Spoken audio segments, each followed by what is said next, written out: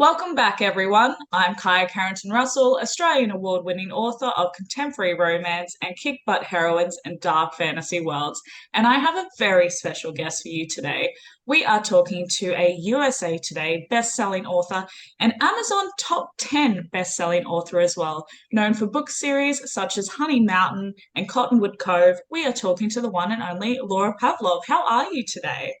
Hi, thank you so much for having me. I'm doing great. Thank you so much for coming on. I am so excited to hear about your writing journey and everything that's happened in between because we all know it's a bumpy road. So, Right. take me to the start of your career. Why did you start writing and how did you find publishing for the first time?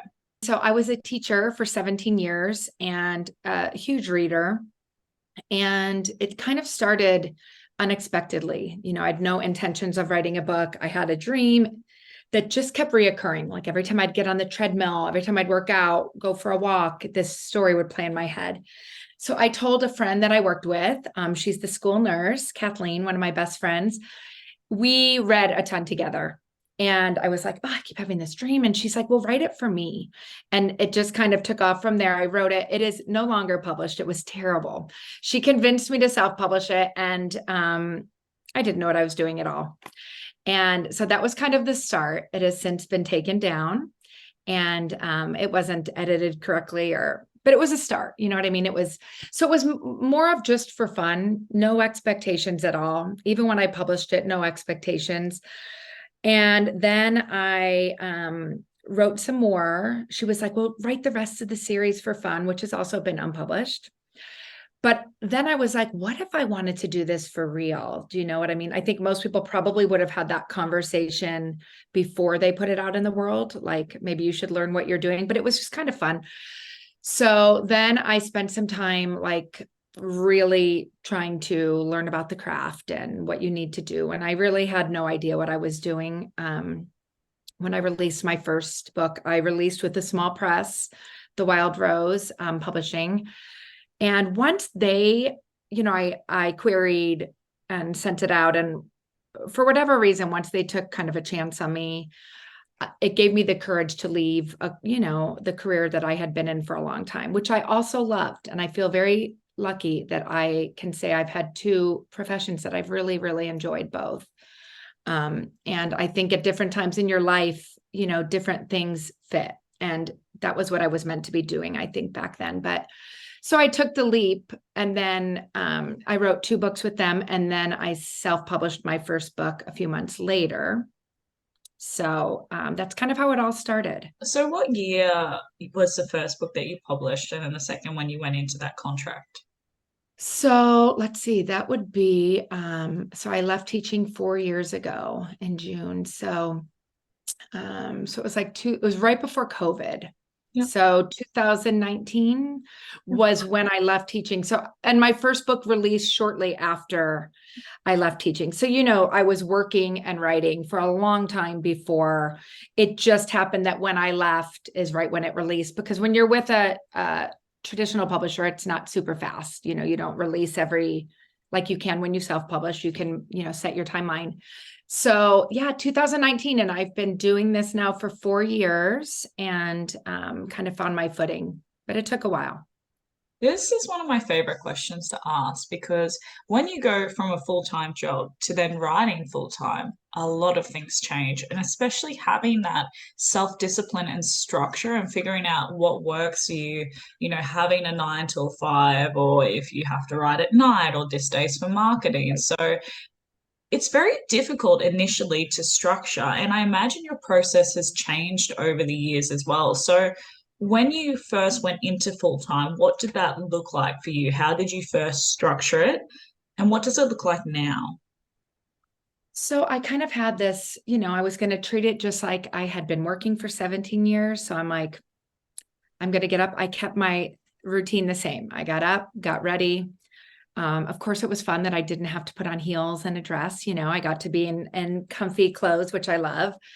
And I have an office at home and I just treated it like a job. And it has been that way for me since the day I started. I also want to preface that by saying that, my kids are grown, my husband and I, so we have our routine. So it works because I'm at a place in my life where I really can go in and have a full normal work day.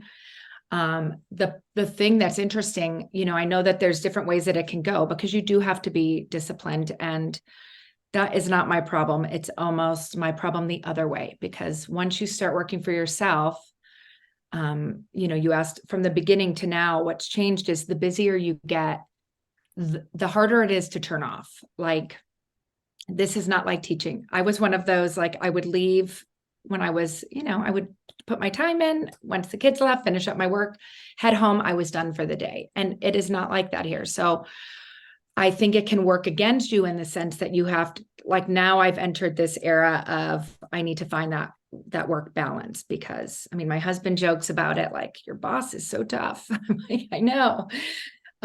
So because you're never done, like, you really, and I'm a person who likes checking things off a list and being caught up. And I've always been that way. And you can't really be with this. There is always something more you can be doing. So, that you have to make peace with it. But it's hard to turn it off. I'll wake up sometimes at 1 a.m, like, did I send this? And I'll, get on my notes app. And, so it can be a very all-consuming job, but I love it. I love what I do. I feel very fortunate that I'm excited to get to work every day. But yeah, I definitely treat it normal work hours. And like, if someone comes in town, that was a little bit hard at first with people in your life, understanding that just because you work for yourself, you still have, but everyone's very understanding about it now. And like, I'll just say, if I'm on deadline, which I usually am, because I have my schedule for 2024 set up now. So I'll know when I'm writing, and there isn't a ton of leeway. I can switch it for a Saturday, say, if I want to take a day off, but I treat it just like I would if I were going to work. It's so difficult applying those boundaries when it comes to family and friends, because they don't understand it. They don't have to necessarily understand it. I feel like Right. only usually fellow authors understand the process. And, Right. it's hard enough sometimes for us to not procrastinate and get distracted by all the other things that happen. So Right. when we bunker down for writing time, it has to be taken seriously. I do want to touch on, as you were saying, this is often beyond a full-time job, as you said, and it's very all-consuming. So have you ever experienced burnout? And also, what are some of the conversations that you've had with yourself, or some of the things that you've put in place to make sure that you don't get to that point where you've just pushed too hard, like you've just capped out? Right. It's funny because I do write a lot, and I've heard about, burnout's been mentioned since the first day I started. And when I first started, I remember thinking, like, why is everyone so busy? I had one book, and I'm like, this isn't that much. Like, I was just writing. I had no clue about the huge other aspect of learning to become a marketer and all of that. So I've been aware of burnout, and I don't know that I've experienced it, but I am admittedly a super optimistic person. So I don't know that I would even acknowledge if I did, because sometimes I think, is this burnout? Like, I will get tired and I'll know that I need to take a break. Like, I've had times where I'm like, I need some downtime, like on a weekend, and just to unwind. And so I have that, but I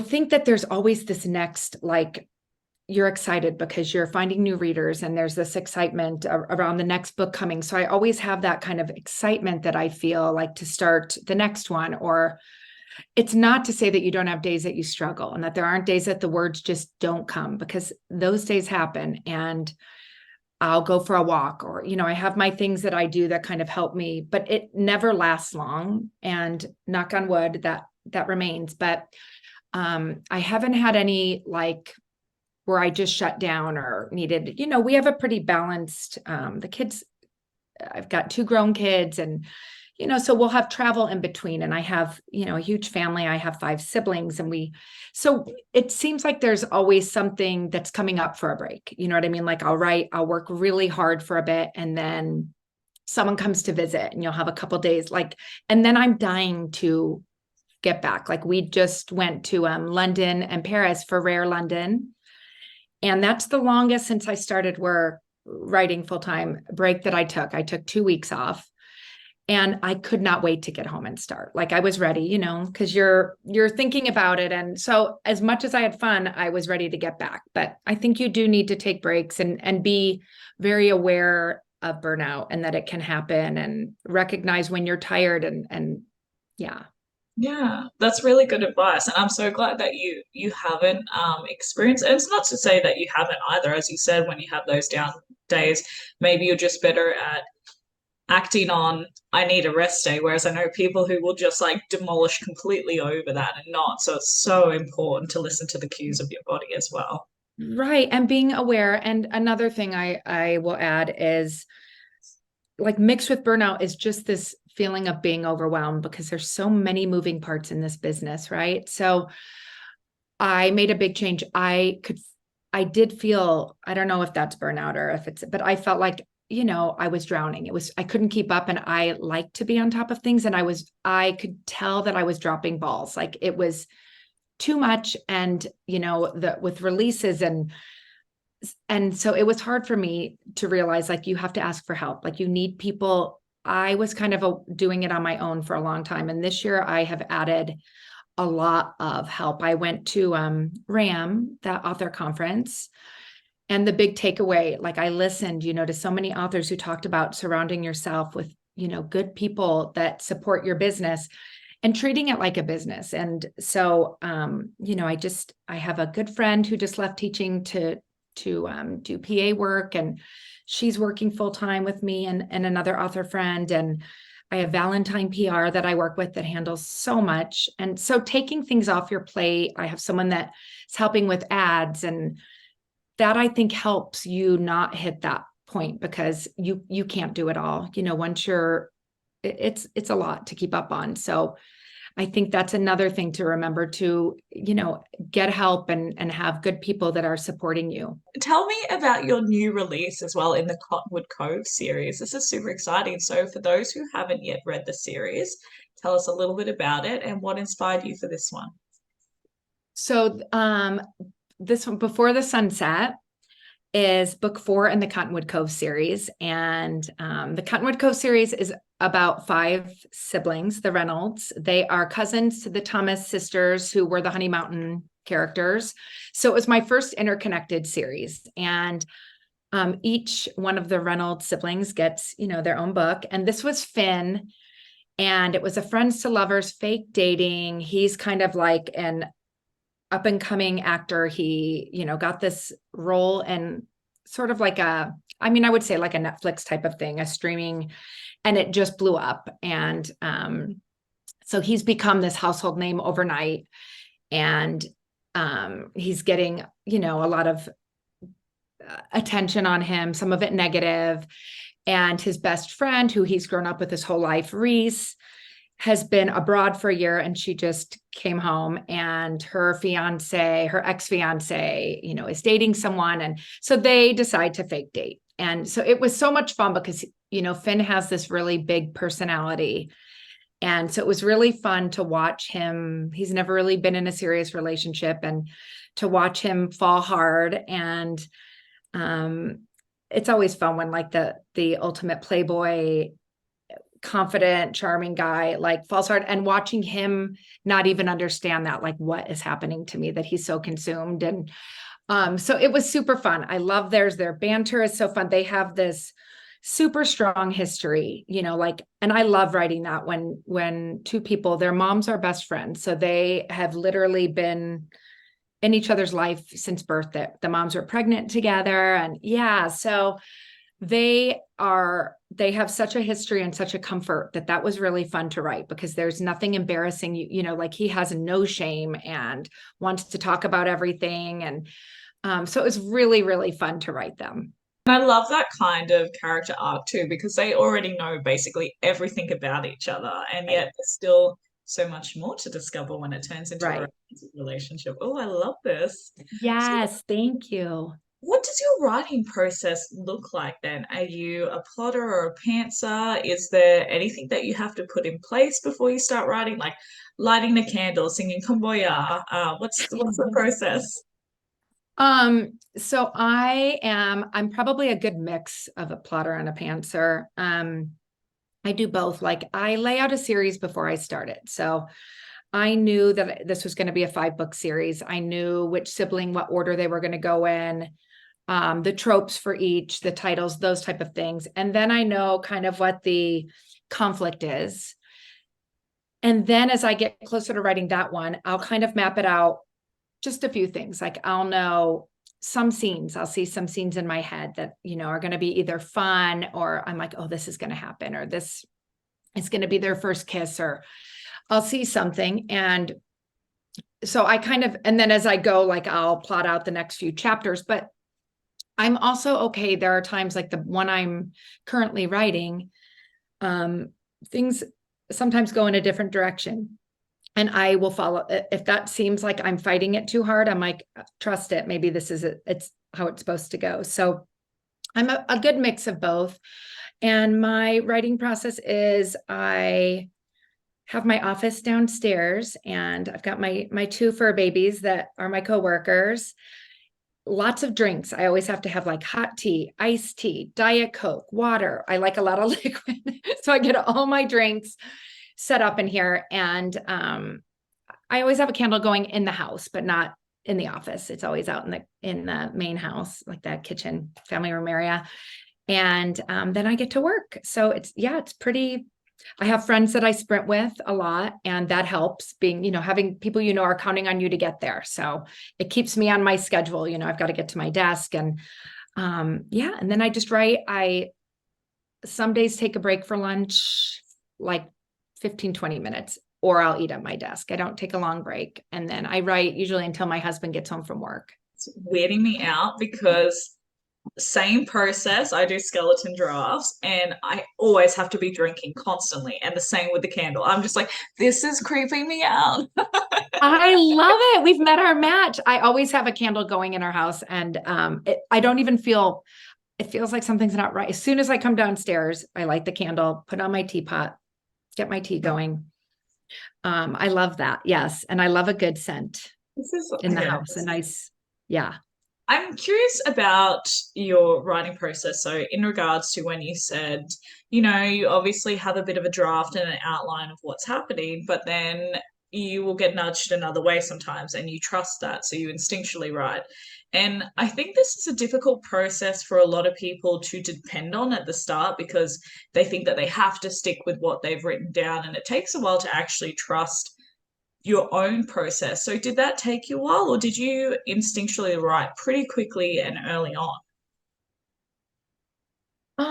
I would say pretty quickly and early on. To be honest, and it's not because have any sort of skills. I really didn't know what I was doing. So I didn't really even, I remember the first time someone asked me, mind you, when I started this, I didn't know what a beta reader was. I didn't know what an ARC reader was. When someone asked if I was a plotter or a pantser, I'm like, I Google, like, what's this? So I didn't really know what I was doing. And I have stuck with, when I have tried to change that and become a more formal, like when I learned about this and was like, ooh, map it out. And I have these whiteboards in here, and I do write like chapters and what I'm doing. But when I went too far ahead and decided, it messed it all up. Like it wasn't flowing. And I was like, stick with what works for you. So I do a few chapters at a time. And I have had a few books over the years that I kept trying to push a certain direction that I really thought it should go, and it just wasn't happening. And when I just was like, take a step back and see what happens, it did work out. So I would say I've gotten better at trusting that, and sometimes when you reread it, you know what I mean? When you go back through and read, sometimes I'll leave it at that. I'm like, I'm just going to write what feels right. And I can tweak it when I go back. And sometimes it does need a few tweaks, but usually it's like trusting your gut works. So then what advice do you have for fellow authors who are watching? What is your advice in writing swoon-worthy, happily ever after romances? Are there any tips that you have? Gosh, like if you're a new author, I would say just write. Number one, write as often as you can. It's easy to get caught up in all the other things. And at the end of the day, you're not going to have a book if you don't write words, and you're not going to get better until you write. I also would say read a ton, read like crazy and see what's out there and see what you like. And I mean, I don't think there's anything better than getting to write swoon-worthy happily ever after, right? Like you spend your days in these dreamy little fairy tales. Um, I love it. I've been with my husband. We just celebrated our 30th wedding anniversary. So we've been together a long time. And I have just always, I love romance and I love reading it. I love writing it. I love living it. So I think just enjoying the process, but it's easy to get caught up in, well, I don't have this yet and I need to do. In the beginning, I had nothing. I didn't have a newsletter. I wasn't active on social media. I mean, I'm not giving that as advice because it's good to get all of that going. But a lot of things you'll figure out as you go. Do you know what I mean? Like you start writing and then you'll learn, like, there's some things that are really important, like a newsletter that has been really important to me to build that. But I didn't have it on my first book, and it was okay because sometimes it's too much information coming at you. You know what I mean? So the most important thing I think is write. Just write every day and then maybe learn, talk to other authors, watch things online, get in Facebook groups and educate yourself and learn, what other people are doing and what's working. And yeah, I think there's so many things to do in the beginning that it can be overwhelming. So just one day at a time, pick a few things that you're going to focus on each week and do that. I want to talk about one of the tricky beasts, which is social media, because we can easily get distracted by social media. So, and I've fallen in a rabbit hole many times and gone, actually, I'm spending more time on social media than I am writing. So, what are some of the things that you have found that have worked for you, or particular platforms that you think have really helped engagement and reaching new readers? Yeah. Social media was not an easy thing for me to take on. It is something I still struggle with, but I do it. And I love Instagram. That's my favorite one to be active on. And it took me time. I remember my son saying, your Instagram doesn't look like an author. I was like, what do you mean? It takes time to kind of find your brand and find what things should look like and find your footing with that. So I think, one thing I would advise is like, look at if you're a romance author, look at other romance authors, follow all of them, see what people are posting. That's what I did. I followed people. I watched what they were doing. I grew my readership. You want to grow organically. Like you want to grow with people that are going to be reading your books. So don't be in such a hurry for followers as much as like people that are actually, fans of your work or interested in romance and you're engaging with them. So social media is a huge tool in as an author, and to where I met a ton of bookstagrammers. So, reaching out to bloggers and bookstagrammers via Instagram is a good way to meet people, and then seeing what people are posting. And then you start kind of building your brand and making, you want your feed you don't also always want it all to be books. You want to mix in some parts of your life, right? So I do Instagram, Facebook. I have a Facebook reader group, and I love the reader group because those are like your people, right? They're excited for releases. We talk about books, book boyfriends, all of that stuff. That's a more like personal group. And then TikTok, I am active on. I struggle with it. It doesn't come easy for me, but I work hard. It's my husband's favorite thing on the weekends is to look at my TikTok and make endless fun of me because I'm, trying to go with these trends. And so those are the ones I'm most active on. Do you know how common this conversation? I enjoy having this conversation around, especially TikTok, and very similarly, I love Instagram. I have a Facebook group, and TikTok, same thing. I'm just like, why am I doing this? Right. But it's such a massive platform in the industry right now, and it has definitely shaken up the industry over the last few years. And I've had this conversation with many of authors, including myself, who were just at the start like, no way am I touching this, until we realized how much it can really make somebody's career overnight. And its reach is incredible. So, but I do also like to put out there as well that if something is making you feel negative, or if you feel like you're putting too much energy into it, You don't have to find the things that work for you. It may not be Facebook, it may not be Instagram, it may be Twitter, who knows? And Right. just trial and error. But yes, give TikTok at least a go because it is very powerful at the moment. And when you realize you can make it your own, now I can make videos fast and it's fine. And it's not hard. I struggled with, like I felt pretty old to be on TikTok, but in hindsight, there is a lot of engagement on there. And when I'm not doing it, I do see a difference, things will slow down. So it is a massive platform, and you just have to embrace it and kind of find your niche on there. You don't have to be doing what everyone else is doing. So you can just kind of find what works for you and do a mix of that. So I'm on there every single day, and I like it for other people. Like I love looking at other people's TikToks are fabulous. I just think I look like a goofball, but I do it. And I do think social media, has its place in the author world. And it's important I have learned that, like, don't say no to anything, be open.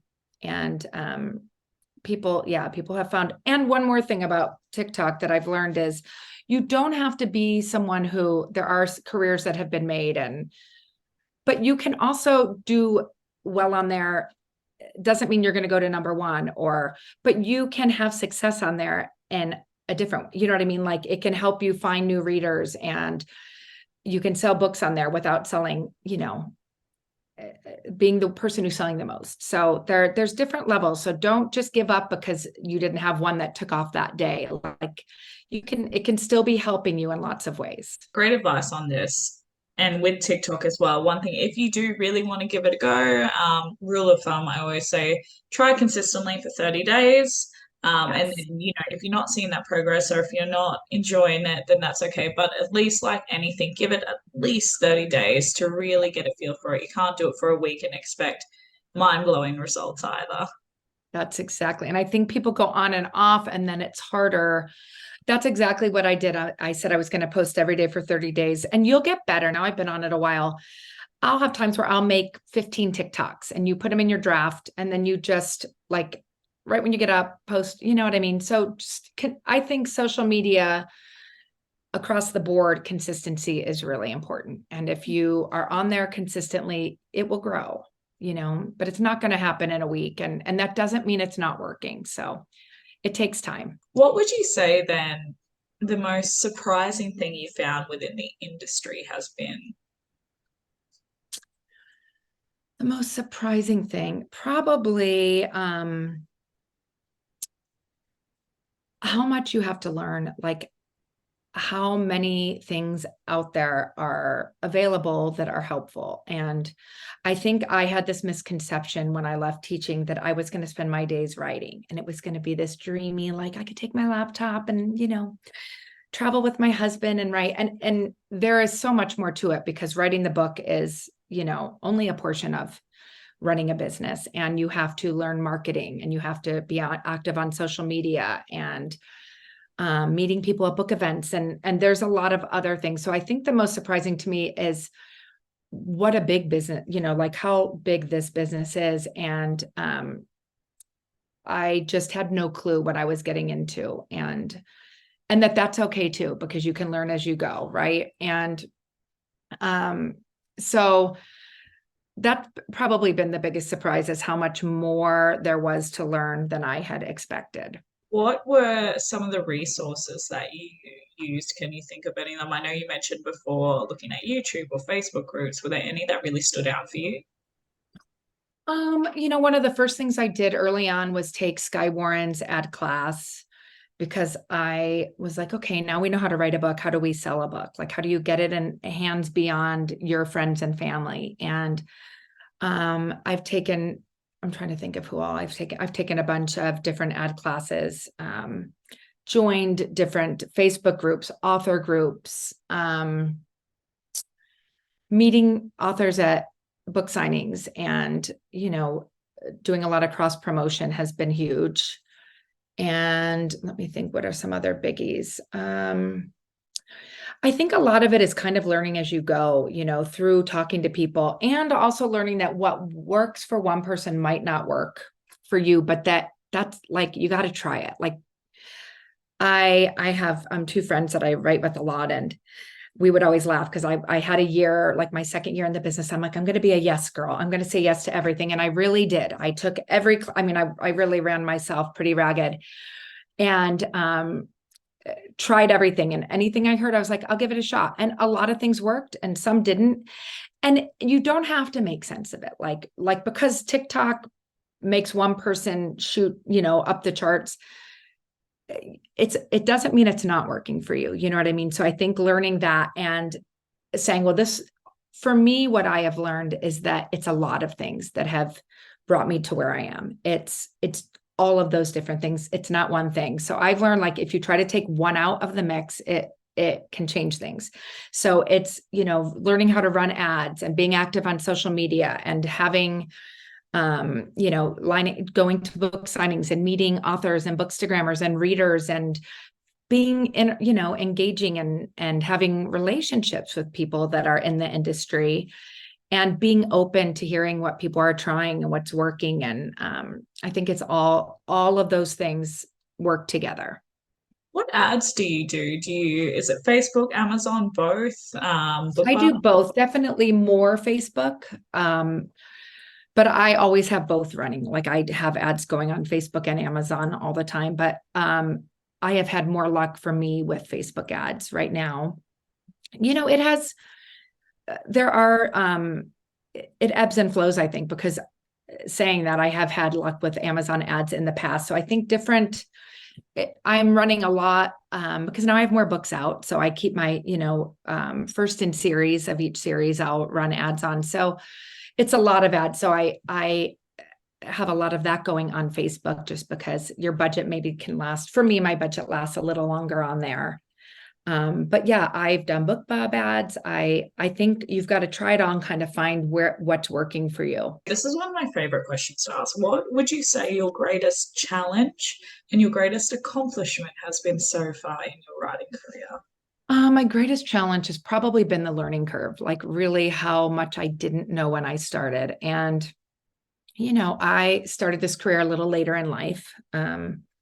So I wasn't super tech savvy. And I remember when I started Facebook ads, like just getting it set up was overwhelming to me. I'm like, I don't get it. It's not, I'm clicking, nothing's working. And so the greatest challenge was like, don't give up. Like it's frustrating, there's so many things and they're all kind of time sucks. Like you can lose days, like looking at stock photos and setting up ads. And so kind of learning that balance, like how much time to spend on each thing, and not to give up when it gets frustrating. I think it's important to remember that nobody knew what they were doing when they started, right? So like, it's okay. You're not alone in that. And I think like I instantly would feel like I'm, I don't know what I'm doing. This is, everyone else knows, and they don't. And so it was a challenge, just how much I had to learn. Like, oh, now I've got to, learn how to market books. And that wasn't really my nature too.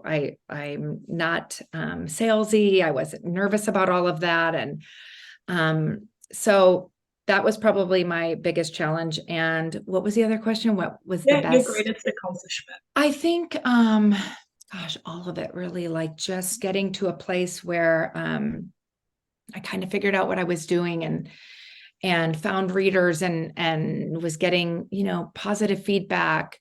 Definitely breaking into that. Like I wanted to break into that Amazon top 100 for a while. And that was a huge feat. Like it felt so far away for a long time. So having that happen, and then learning, like now, how do you stay consistent? And so there's been so many, I think, like every greatest accomplishment, like that could change tomorrow, because it's ever changing, because everything feels like, okay, we figured this out. Now, how do we do this? And so I think it's important. I am a big believer, like write in a gratitude journal, notice, because it's easy in this. See, we have that, like, Yes. it's easy in this profession to, the minute you get somewhere, like, well, now how do I get here? And so I think it's important to like really celebrate those accomplishments and remember that like how badly you wanted this and now you got there and now you're like, oh, how do I get to this next step? So I think really acknowledging every accomplishment along the way. There's things that are big and things that are little. And like learning how to format my own book was an accomplishment for me because it seemed scary. I was paying someone to do it, but you know, when you're releasing off and you want to update your back matter, and a friend was like, you should get on vellum, and that intimidated me. So that was an accomplishment in a weird way, and it ended up being so easy. And I'm like, oh, like learning not to, like, things that you're afraid of, it doesn't mean they're impossible. It just means it's something you haven't done. So just watch videos, ask friends for help, and you'll figure it out. I would love to know what the big goal is. What is the dream that you are chasing for your writing career? It's going to sound super corny. I'm excited. I'm ready. I mean this truthfully. It has been like I have exceeded what I thought this would be, honestly. Like I remember when I left, I was like, I want to be able to make what I made as a teacher, and I'll be so grateful. And and then it was to break into the top 100, so I don't even know. I feel like my thing is like, just keep growing and just keep moving. And wherever you get, like, it's just always like icing on the cake. And I think writing books that people want to read is the biggest, like there's no better feeling than when someone says like your book helped me through a tough time, or, I binged all of these in a weekend, and that you're just like, oh my gosh, like it's still hard for me to wrap my head around sometimes that there's people that want to read my book. So honestly, like, I mean, there's always goals. Like, I got into the top 10. Of course, it'd be great to get into the top 5, but I don't know I'm also big on perspective. Like you can't live by rank, and you don't know who you're releasing. So much of that is out of your control. You can have an epic release and it might not be your lowest rank release, or it might not, but you sold the most books you have. Or so I always try to find something with each release that, like, oh, this was better, this happened this time. Or so I don't know. Like, I'm open to anything. I want to keep writing, and wherever that takes me, I'm just super grateful. So it has exceeded what I thought it would be. The world is your oyster. I love that. I mean, you hear people talk about, like, you see, I'm loving The Summer I Turned Pretty. So then you're like, that would be so cool to have your, book on screen. And all of that feels so impossible. But then at the same time, you're like, everybody probably thinks that, right? Like, so it's okay to dream. So, anything is, or having my books in stores. I've had some pictures sent where they were in some Barnes and Nobles. And that was really exciting to see them in a bookstore, because I never thought that would happen. Having your books translated in other languages, like, I would love that. So if that happens, that would, but that would just be extra and fabulous. So I'm open to anything more, but if it stays right here, it was a win, like, I'm so happy. Now, I have a segment called Speed Dating with an Author. So I had Okay. the candle, but apparently it's gone. But I was creating ambience nonetheless.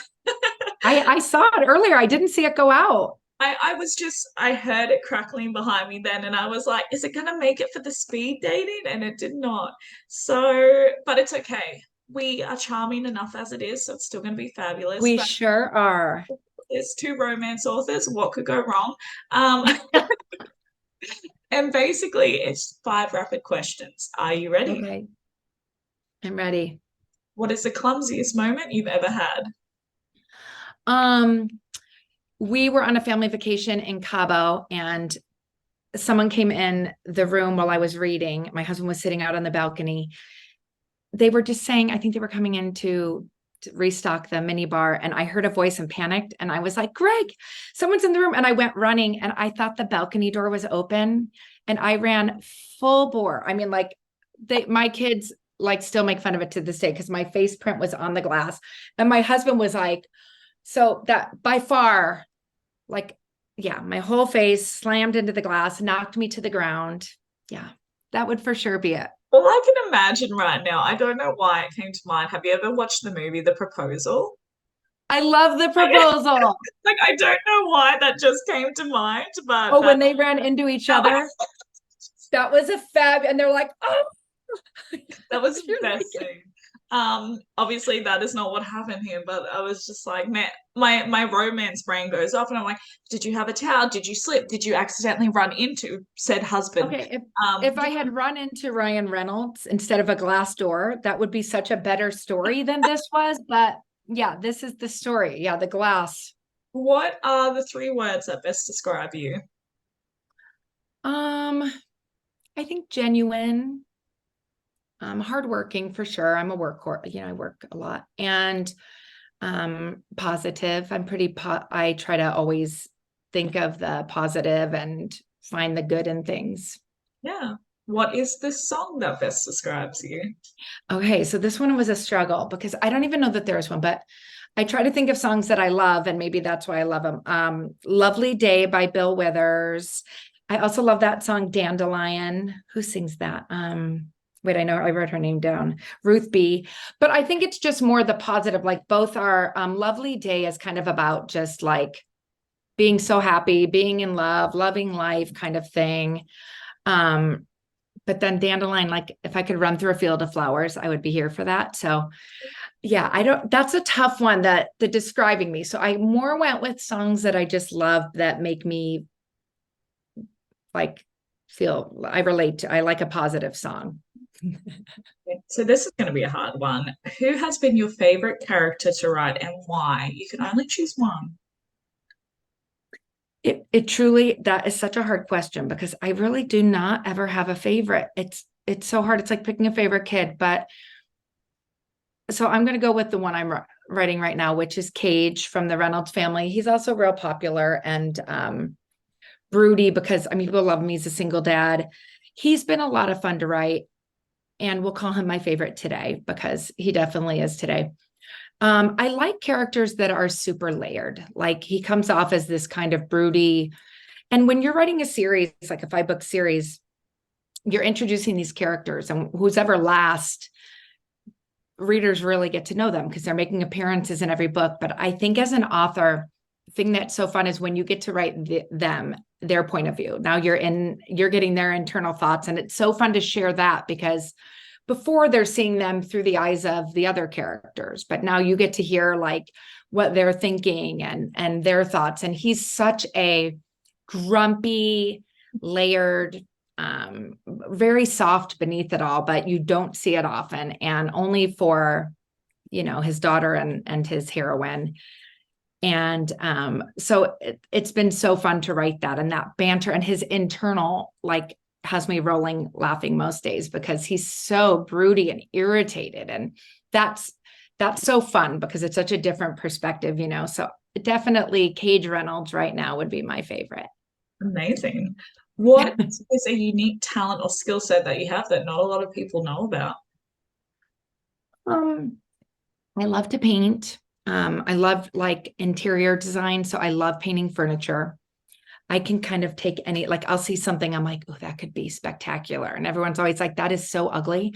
And then you transform it. I love transforming things. Like we have things in our house. I'm really into that whole farmhouse, French farmhouse look, that have so many coats of paint and new looks and new hardware. And my husband always laughs. He's like, we live in Las Vegas where everything's new and modern. And we go in and I'm like, how can we make this look like 100-year-old house? Like, we're going to put doorknobs that don't, he's always like, we have doorknobs on our doors that don't work because they're the old vintage crystal ones. And I'm like, yeah, I like that. It has character. So probably just and that is an escape for me from work. I love decorating. I love painting. And so, yeah, that's probably my secret skill. I have had so much fun having you on today. Let us know what's coming up, and most importantly, where do we find you? So what's coming up? So we've got the last book in the Cottonwood Cove series, which releases in November. Before the Sunset just released when this airs, I believe, September 21st. And then November, I think it's the 16th, is the final book in the series. And then, so I release every other month. And so January will be the start of the new series. For those that have been following the Cottonwood Cove series, in book 3, Lincoln has a brother that he finds out about, and Froman is book 1 of the Magnolia Falls series. So that'll be a 5-book series for 2024. All the books are releasing simultaneous with audio. So they're available in audio and paperback and ebook and all of that. And what else? I am on Instagram. I have a website, laurapavlov.com. My Instagram, most of my social media is Laura Pavlov Author, and you can find me there. And subscribe to my newsletter to, find out what's coming up and all of that. And that's on my website. And what was your Facebook reader group? Oh, yes, my reader group. And it's such a fun group, is Pav Loves Readers. So it's like PAV-LOVES. And it's such a fun group. It's super active. Everyone's so sweet in there. We do giveaways and yeah, it's great. All the good stuff. Well, I have had so much fun today. Thank you so much for coming on. And who knows, maybe we'll watch this space over the next year and possibly get you back on. I would love it. And I can't wait to see you at a book signing this year. I'm excited.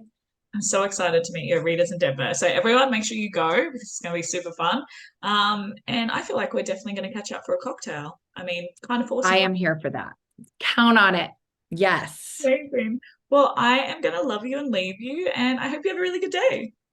Thank you. Thanks for having me. Bye, guys. Bye.